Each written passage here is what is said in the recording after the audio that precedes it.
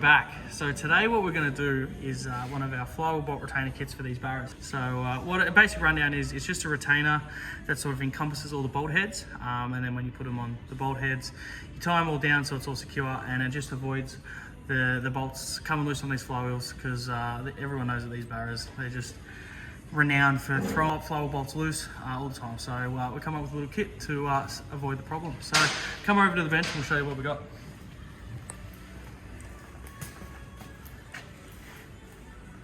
Alrighty, so this is the setup that we sort of usually use. The customer's requested a yellow Terra Flexplate. Grass Flexplate works with the factory converter, works with aftermarket converters. Really good setup. They're and a good price too. I think they're only like $400 odd, which is fantastic. We've also got the flywheel bolts that we use, which is ARP part number 2032802. These are a really good bolt. We've never had any issues with them. And we've also designed our retainer around the heads of these bolts. So if you look at the retainer, they've got serrations, 24-point serrations, and they fit perfectly with the serrated head on top of the bolt. So as I said, this is our retainer. So basic setup, that bolts to your flywheel using obviously the 6 flywheel bolts, and you bolt them all down, you torque your bolts to spec using Loctite and all that sort of stuff too. And then the top plate comes up, slides through the top plate, line up all your bolt heads, put it on, fold your tabs over, and that's done. No welding, no stuffing around. It's just a super basic kit. Goes on, it works well, and as I said, we've never had an issue with any installs we've had to date. So yeah, very, very good kit. We've got our 6 flywheel bolts here. So what we're going to do is, from the factory, these things come out with sort of a, I don't know, like an oily sort of coating, I guess, to protect them through transport, things like that. What happens is it actually it stops the Loctite from doing its job. So what we do is, whenever we get these bolt kits, before we put them in the car, we just get brake cleaner or petrol or any sort of solvent material, or solvent sort of fluid or whatever you call it, and actually wash the bolt. Now what that does, it gets rid of all the oils and all the grime and stuff that are on the bolts from factory. As I said, they do it for transport purposes so they don't rust and degrade over time, but we don't need it, so we clean them all up before we put any Loctite or anything like that on it. So we'll do that for you quickly.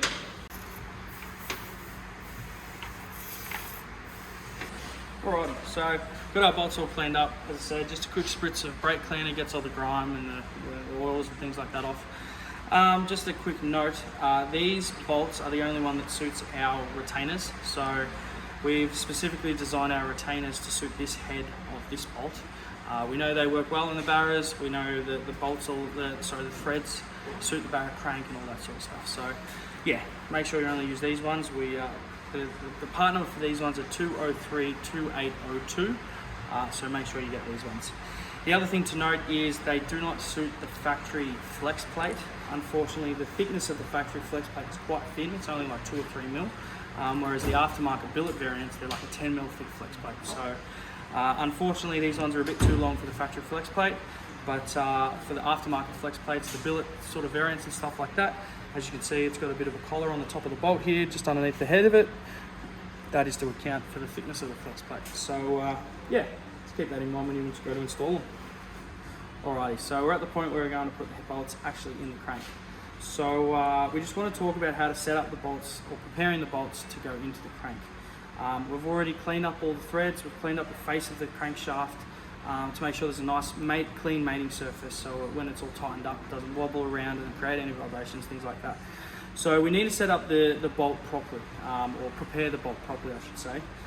When you buy these bolts, it comes with a packet of this, which is the assembly lube. So it just stops the bolt binding up before you get to the rated torque of the bolt that when you use a torque wrench. A lot of people what they do is they apply the thread lube to the actual thread of the bolts as well as underneath the head of the bolt. And in some applications that's what needs to happen.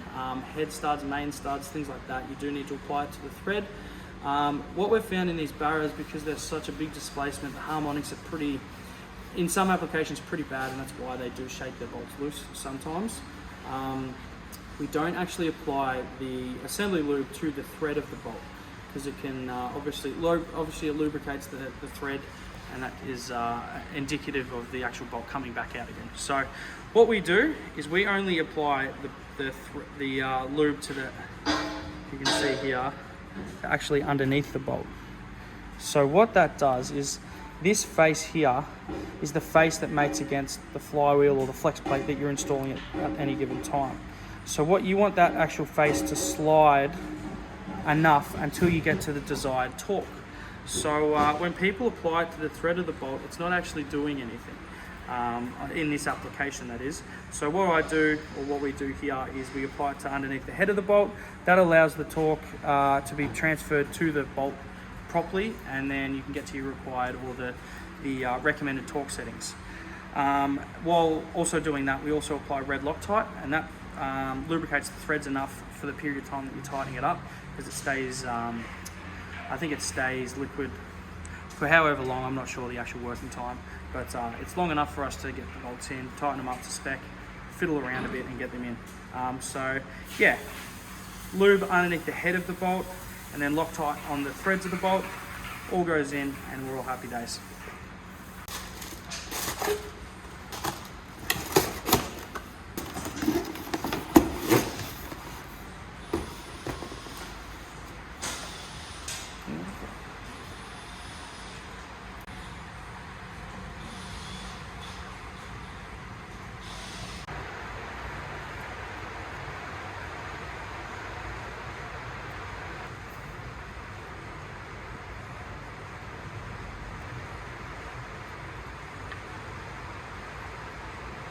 So we've got our flex plate sitting up there, no bolts in it just yet, and we're time to sort of get it all in. So the retainer consists of two plates.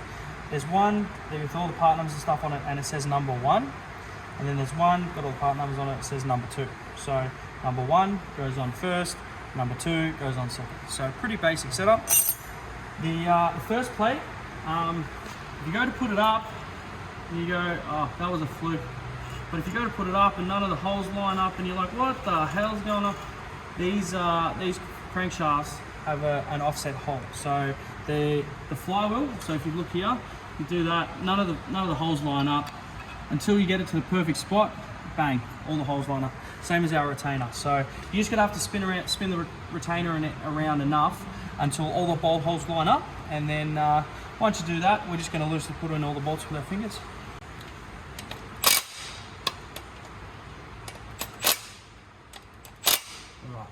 Now, I can hear the entire internet yelling at me, all the keyboard warriors yelling at me.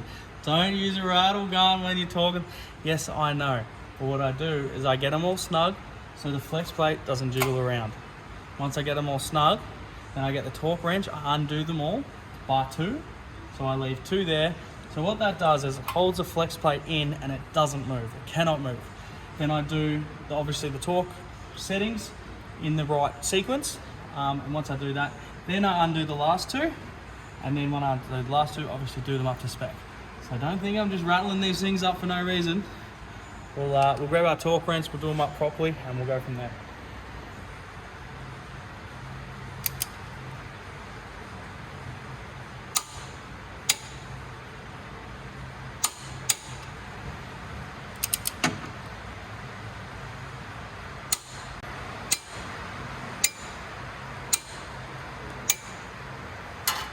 Alrighty, so we've got our first stage set up. So these 4 bolts are all torque to spec, ready to go. We set these at 85 Newton meters. When you set your torque wrench, make sure you don't get confused with Newton meters and foot pounds, because you can quite easily strip the thread straight out of the back of the crank, and I can guarantee you that's the last thing you ever want to do. Take your whole motor apart, replace the crank is not something you want to do. Heli taps and all that fun stuff. So make sure when you use your torque wrench, you use the right measurements. There's foot pound, typically there's foot pounds and Newton meters. In Australia we use Newton meters because it's a metric measurement. So we set these to 85 Newton meters. Bear in mind these bolts aren't Barra specific, so that the ARP don't actually make these to suit the Barras. I think they're a 4-age bolt or something like that. So the torque specs that come with these bolts don't suit these Barras. We've come up with this torque setting over the years. We've tested different torque settings and things like that, and we've found that 85's the go-to, nice and easy, always works, never comes loose, especially when we put our retainer in. So keep in mind 85 Newton meters, not foot-pounds. All right, we'll go ahead, do the rest of them up, and we'll keep going. Alrighty, so at this point we've got all our bolts torqued to spec, ready to go. So technically, theoretically, in a previous application, this would be ready to go.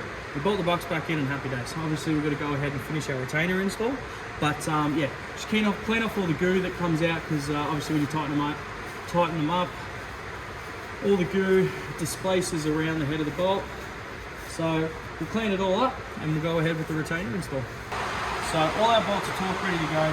This now is our second part of the retainer. Easiest way to see how it's set up. It's got the Maculex symbol up the top, Maculex symbol up the top. They match up. So pretty basic setup. They just sit over the top, like so. Like that. So at the moment you can see that the bolt heads, the corrugations or the points on the bolt don't actually line up 100%. So what we do is we set the torque wrench to 1 extra Newton meter or 1 or 2 extra Newton meters, and lock up the flywheel again as I did before, and all you do is just crack the bolt. So add 2 Newton meters, give or take, to each bolt, or to whatever bolt needs to be moved just that little bit. And what happens is it lines up the splines on the plate, lines up the splines on the bolt, and then literally the whole plate will just push on. Sometimes you need to tap it on with a socket, but generally it'll just all go on happy days. So the bolts are all in, ready to go. We've got the retainer all lined up, so as I said, just a torque wrench, a couple of foot-pounds, a couple of Newton meters after what you've torqued them up to. Crack them all until the splines line up on the retainer with the bolt. And we've pretty much got it there. So last little bit is just to give it a little bit of persuasion. Just need to tap them all on. So we'll just slight little taps.